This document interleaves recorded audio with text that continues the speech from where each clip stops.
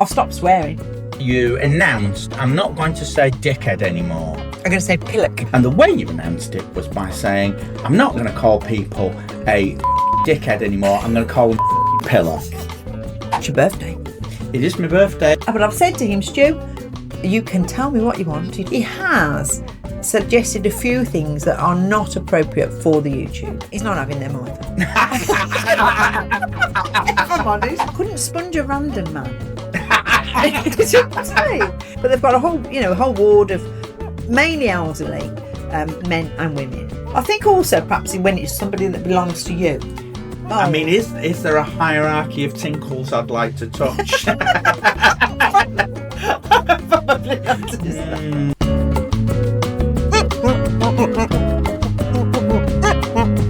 I'm keen to get the message across that we're not stuffy. I think there's no good advice here for empty nesters. There's no good advice for anyone. There's no good advice here for anyone, but especially empty nesters. So if you are watching us as an empty vester, as an empty Don't put yourself down. As an empty vester, no. As an empty vester or an empty nester, your vest is very pleasingly filled. Come here for banter, not empty The nesters. purpose really of suggesting empty nest is to indicate how old we are. Yeah, because we are old, very old. But we're lucky to be here. So, that's bleak. Let's not go down that route. Okay, no. Yeah, come here for the joy. Come here Don't for the remind joy. that we're all lucky not to be dead yet. I also want to address another thing that we have started doing. You know, when we bend down to get things, we both go, ooh, don't we? I mean, there's no need. I am perfectly capable of bending down without making that noise. I grew up living next door to a lovely couple who were profoundly deaf. They didn't speak. They just used sign language and lip reading. So they very rarely made any sort of noise, apart from when they went to pick something up. So there's a completely silent couple all of the time, apart from the like, well, and we spent we were very good neighbours, and we spent a lot of time with them, and never made a noise apart from when picking something up. What's that about? Apparently, it's essential. Isn't it funny? Over the age of 50 to make a noise. Otherwise, I don't know, perhaps it helps you grip things. Put your age in and let us know if you're making the noise. But if anybody knows why you make the noise, let us know that as well, because what else has happened this week? We've had a rubber plant for many years. It's a cheese plant. Cheese plant. A monstera. And he's grown from this big to about...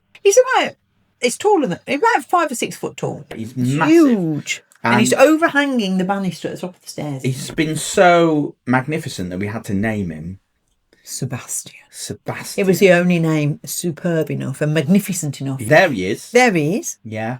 As you can see, more recently, we think he's had the thrips.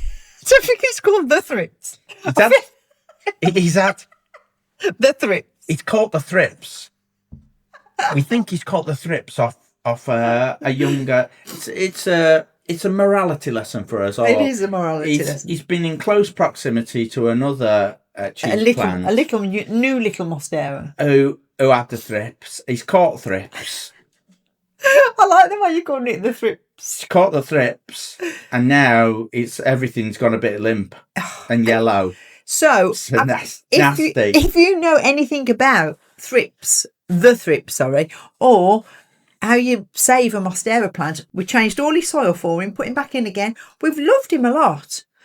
And he's just looking poorly bad. So if you've got any tips for us, other than if you got getting the thrips off, because we've done a lot of thrip rubbing, it's still there. If you can help us, put something in the comments. Tell us. Keep you up to date. And we'll keep you posted. Well, I'll stop swearing.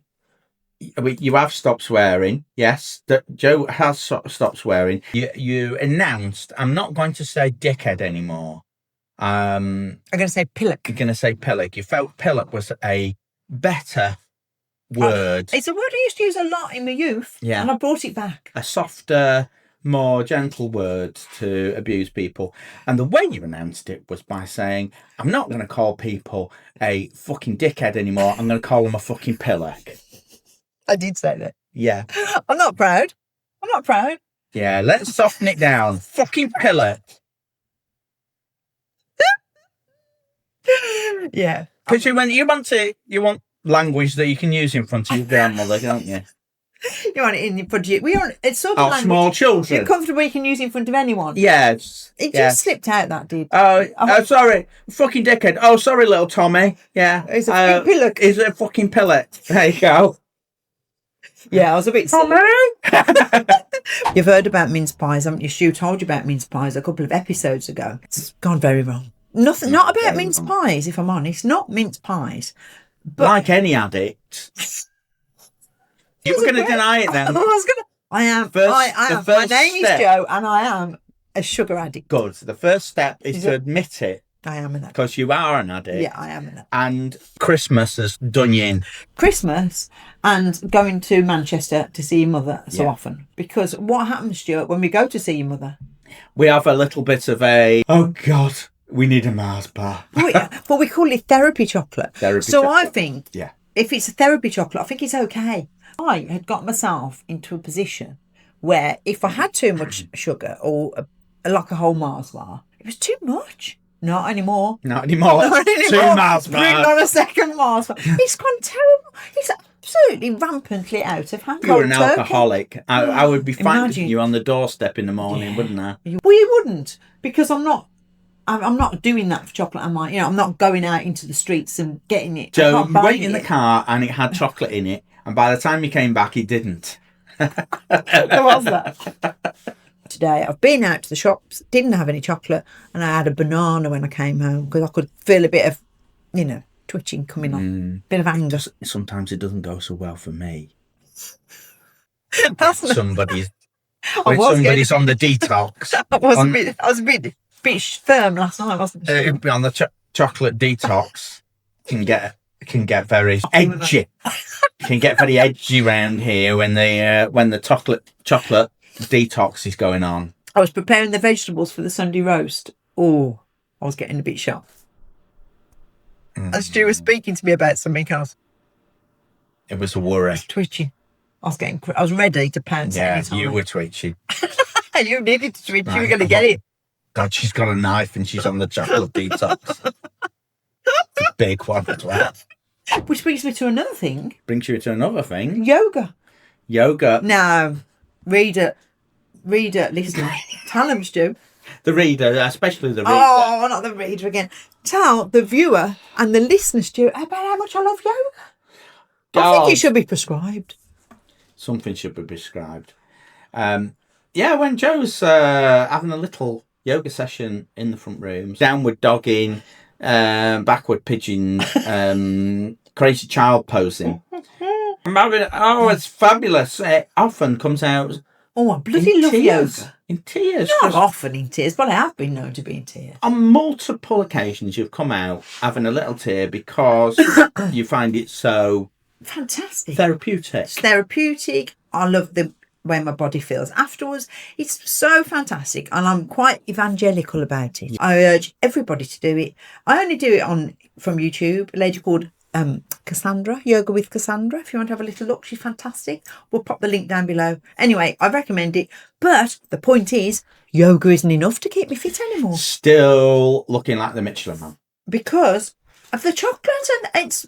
So I'm going to have to introduce something else. I'm not sure what to do yet. I've got that by then. And I did hear it, but I'll let it go. I'll let it go on that occasion. Let it go. I'll let it go on that occasion. But yeah, I need to do something else. I might start doing a bit of body combat. That's another one I like, isn't it? You can see why I'm worried, can't you? So I'm going to do a bit of body combat because I think the body combat, sugar addiction, sharp knives. And yet he still speaks to me like he does, like a brave man.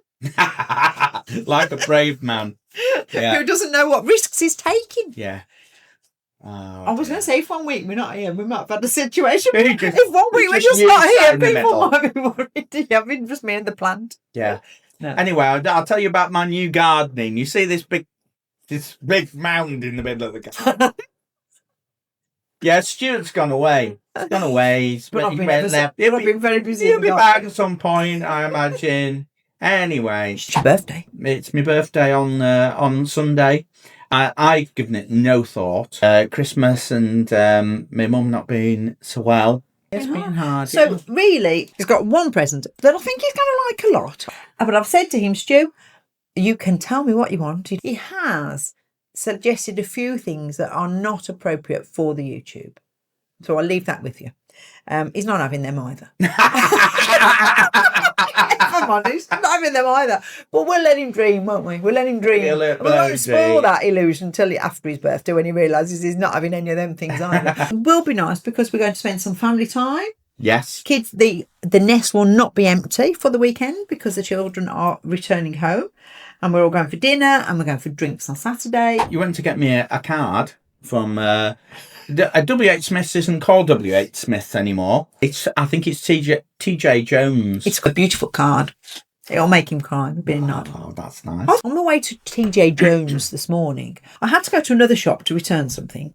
So while I went into the other shop and I was standing behind this lady and she was returning her items. And I was looking at her and I thought, oh, I got them jeans. She's got my jeans on. So I noticed this lady. She's got quite a, what's the word? A jacket. Quite a jacket. No. Do the mime again. She had a distinctive jacket on. Right. And then I went into the next door shop, bought some things. The lady in the distinctive jacket immediately next to me. I thought, this is starting to look a bit weird now. I'm going to TJ Jones. And as I'm going into TJ Jones, said lady is right in front of me. Now, I did address it then. I said, I'm very sorry, I'm not actually following you. I said, but this is the third shop I've been behind you in. Oh, I said, let me go in front of you so I can reassure you that I'm not following you. You do that in every shop in the queue. You could say, oh, sorry, I have been behind you for the last three shops. Have you? Yes. I have been behind you in that three.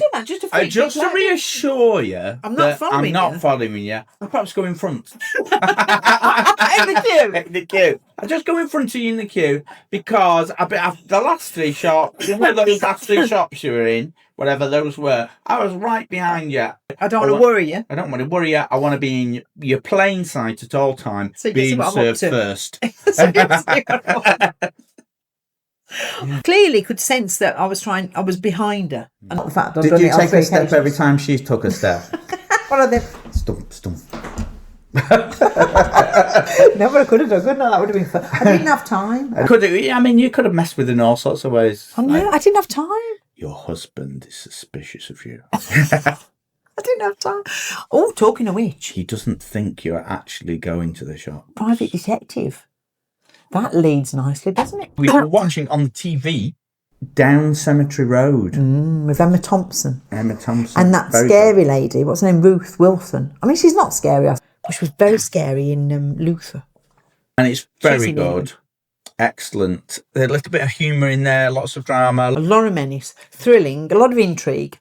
Yeah. Personally, for me, it's a bit too intense. I'm a little bit spooked by it. The one man in it is really quite scary. So he turned out to be a little bit assassin. Yeah, and when he turned out to be an assassin, I went off him. He turned out to be a little bit of an unstoppable killing machine. Yeah, it's a bit mean. Which, puts you off a person. It makes you a little bit more unapproachable, doesn't it? When you in the main. In the main, when you're offing people left, right, and centre. So it is really good, and it's very well acted, isn't it? Very good. It's got an excellent story. Recommend it for by Mick Herron, who wrote Slow Horses, which is another one of Stu's big favourites. Where can people watch Down Cemetery Road? Apple TV. That's Apple TV as well? Yes, both on Apple TV. We've seen a few things on social media, haven't we? So many people are taking the weight loss drugs. Ocado have actually got a specific aisle on their website for small steaks or small things. So look at this little steak. I mean, 100 grams of steak. You don't need that specially packaged and done like that, do you? 100 grams. You could have a 200 grams. You could cut it in half. Share it with somebody else. You could share it with somebody twice. Or put it in half in the freezer. Yeah. And think of the packaging there for that little 100 gram steak. Ridiculous. It seems like a good way of doing the shrinkflation. It's been having smaller Mars and smaller wagon wheels. The thing is, clearly a lot of people are doing the weight loss. Put it in half, I say. Don't pay for the nose. Half? If you're thinking half. Just take yourself down the knife aisle. Get a good new knife like I've got. Here's a small portion conversion kit. It's got a knife. Just cut it in half, put half in the freezer. Let's say you bought a ready done lasagna. You could could just cut down the middle, couldn't you? Cut it in half. Cut it in half, put half in the freezer. Oh my God, it's radical. It's like a little miracle, isn't it? It's like but I bet you, the atom. I bet you, scientific discovery of the century. But I bet you pay in half. I bet you, I bet you that steak that's 100 grams is not half the price of a steak that's 200 grams. There we are, moaning. Old people moaning. Perhaps we are empty nesters after all. That's what we're having a right old moan about these. Anyway, Ricardo, we're on to you. We're on to you, Ricardo. But good for you, Ricardo. Unless you'd like to sponsor this podcast. We'll talk to everybody about the benefits. It even says launches a tiny 100 gram steak. That is going to be little, nice. Isn't it? So probably about that big. How big is it going to be when you cooked it? Oh, smaller. I've been having a little think about empty nest benefits. Are there any? Because when the kids leave, when they come and visit and they go, I'm always sad. Rather than dwelling on that or dwelling on the downsides of it, there are upsides as well. Have you got any? Well, where your clothes are. We should explain that Harrison used to borrow my trousers, my boots. It was your trousers, tops, He didn't borrow everything. You're making it sound like he borrowed. So now he's left home. I mean, I used to know where my clothes were. They were on Harrison.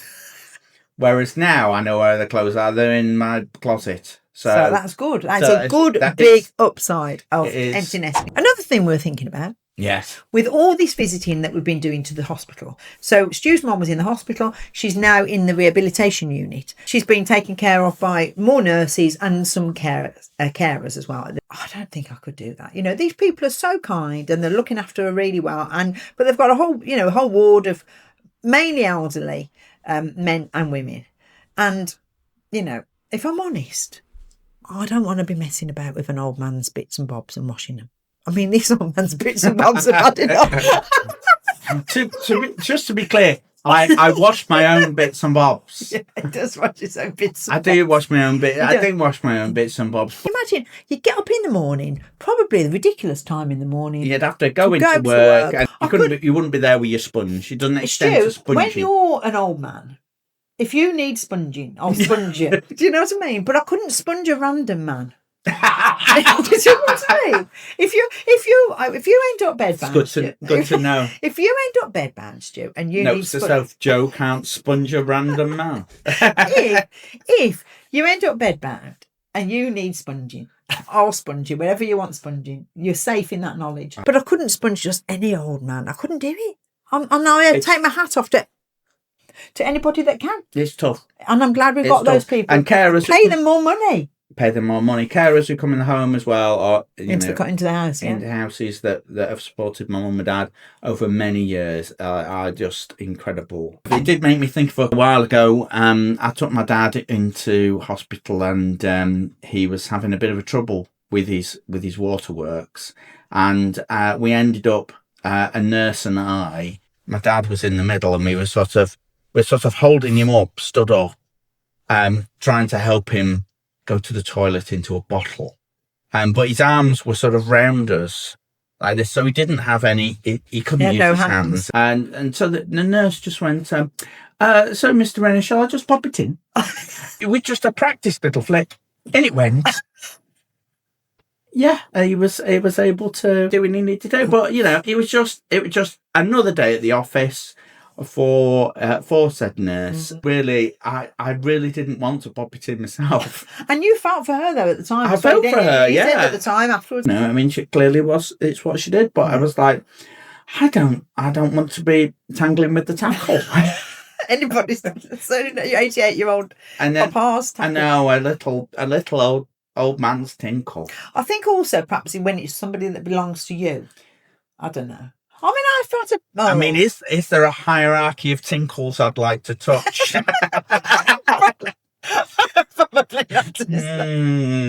see, I was considering news tinkle. I would be prepared to pop into a bottle, and I don't think I'd want to go any higher than you. I think you would be the top of the hierarchy. I would be, and I hope so. And then Harrison, if you needed help. Because he's my son. Yeah. So probably Harrison's. I mean, he'll be relieved to hear that one. But I don't think he would want his mother popping his tinkling. I saw a little hospital-related thing on social media. It seems Dave's out of hospital. For those of you listening in audio only, we're watching a guy on a hospital trolley who seems to have rolled out the back of an ambulance and he's now rolling down a hill, pursued by some ambulance drivers. I mean, that's careless, isn't it? How How do you think he is, Joe? I think he's relapsed. Look at him, Dave. That's I must have been thinking of that top bit. Oh, that Bush is going to say me. No, it's not. Stu, how is it there? What do they say in the comments? Let's have a look at the comments. He died naturally. It's okay because I laughed. I feel the same. Yeah. He died of COVID. It's got to be AI, hasn't it?